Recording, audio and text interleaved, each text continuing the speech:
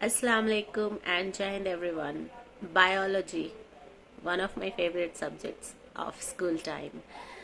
Uh, I was very much interested to know about genetics, and that love for genetics and queries that come in my mind have resulted in this observation I would like to share with you all.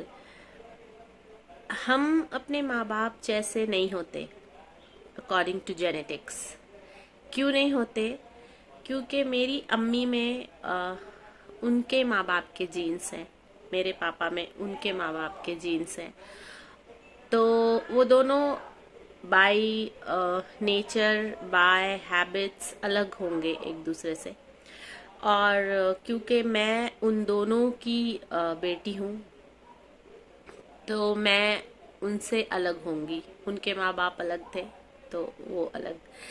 हमें 10th grade में Mendel का नियम पढ़ाया गया था।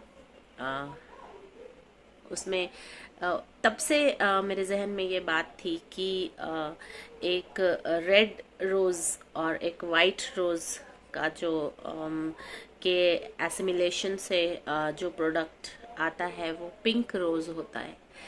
तो वो एक छोटी सी चीज़ मेरे दिमाग में ऐसे आ गई कि मैं इसके पीछे ही लग गई। फिर मैंने जेनेटिक्स पे बुक खरीदी और फिर मैंने क्रोमोसोम्स की स्टडी की उसमें। और तब मुझे रियलाइज़ हुई ये बात। मेरे पास बुक है, मैं आपसे शेयर करूँगी कि कितना सही है। और इस नॉलेज के बेसिस पे अगर हमें देखा जाए तो जो कंपैरिजन का सिस्टम है हमारी सोसाइटी में, कि ये अपनी माँ की तरह नहीं है या इसे अपनी माँ की तरह होना चाहिए, ये दोनों ही गलत है। हम अपने माँ के जैसे पूरे नहीं हैं, क्योंकि उनकी कुछ जेनेटिक क्वालिटीज़ हमारे अंदर होती हैं, तो हम थोड़े थोड़े उनके जैसे होते हैं। लेकिन हमारे अंदर हमारे फादर के भी जीन्स होते हैं, तो हम पूरी माँ के जैसे नहीं हो सकते। और मेरी बेटी ने थोड़ा गूगल पे स्टडी किया, सर्च किया, और उसने मुझे बताया, मम्मा आप ठीक बोलती हो, जेनेटिक्स का असर होता है।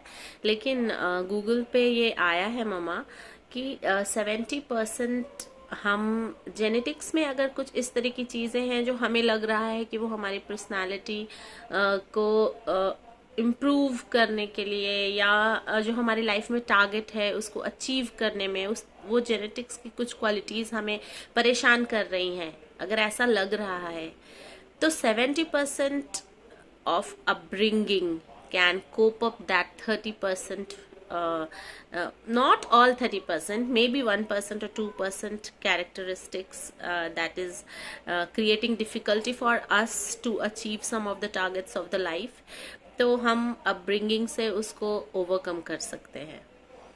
और ये पढ़ के मुझे बहुत अच्छा लगता है, क्योंकि हमें कोई भी इंसान कंप्लीट नहीं होता और उसके अंदर सिर्फ अच्छाइयाँ हो ज़रूरी नहीं है। और वो इसलिए भी अल्लाह ने दी होगी क्योंकि दुनिया में सिर्फ हर जगह अच्छाइयाँ ही नहीं है। कभी कभी हमें कहीं पे हार्श होना पड़ता है, कभी कभी हमें कहीं पे स्ट्रिक्ट होना पड़ता है। तो सिर्फ प्यार प्यार से सारी चीज़ें नहीं हैंडल हो सकती हैं। जैसे गुलाब होता है, उसमें कांटे भी अल्लाह ने दिए हैं। गुलाब बहुत खूबसूरत होता है, लोग उसको देख करके बस चाहते हैं कि जल्दी से तोड़ लें। तो तोड़ने के चक्कर में जब उन्हें कांटा चुभता है तो उन्हें रियलाइज़ होता है कि नहीं, अगर इसको तोड़ना है तो हमें इस तरह से तोड़ना है। तो उसी तरह से हर इंसान के अंदर अल्लाह ने ऐसी कुछ क्वालिटी दी है सेल्फ प्रोटेक्शन वाली। और जहाँ पे सेल्फ प्रोटेक्शन की बात आती है तो वहाँ पे कुछ हार्श ट्रेट्स ज़रूर होंगे हमारे अंदर। तो that is also a part of blessed characteristic in us. But कहीं कहीं पे कुछ चीज़ें ज़्यादा हार्श होने लगती हैं तो हमें उस पर काम करने की ज़रूरत होती है। और करना चाहिए हमें काम, क्योंकि हमें ज़िंदगी में वक्त अपने लाइफ टारगेट्स को अचीव करने के लिए मिले हैं। तो उन सब चीज़ों की वजह से उसमें कोई हिंड्रेंस नहीं आना चाहिए, इस पे ध्यान रखना है, काम करते रहना है। और अगली बार कंपैरिजन से बचिए। अगर आपको कोई भी कंपेयर करे ना कि तुम अपने पापा जैसी नहीं हो, accept it, yes I am not like my father. अगर आपको कोई बोल दे कि तुम अपनी माँ के जैसी क्यों नहीं हो, तो बोलना आई am not naturally like my mom, I am different from my mom and my papa, but I am very special because I have genes of my parents. ये कहिए और पॉजिटिवली उस कंपैरिजन की दुनिया से बाहर निकल जाइए, अपने को एडमायर कीजिए और अपनी क्वालिटीज़ को लिख कर रखिए। मैं अपने बच्चों से हमेशा उनके बारे में 10 अच्छी क्वालिटीज़ पूछती रहती हूँ और लिखती रहती हूँ, और फिर उसको मैं कहीं पे दीवार में ऐसी जगह पे पोस्ट कर देती हूँ जहाँ पे बच्चों को पसंद आए। वो दिन भर देखें कि हमारे अंदर अच्छाइयाँ भी हैं और कुछ जो हार्श चीज़ें हमारी पर्सनालिटी में है उसमें कहीं ना कहीं उसका बहुत पॉजिटिव यूज़ होता है, इसलिए अल्लाह ने दी है। तो अपनी क्वालिटीज़ को एडमायर कीजिए, दूसरों की क्वालिटीज़ को भी एक्सेप्ट कीजिए, and they are not like you, you are not like them. So come out of the world of comparison, stay blessed.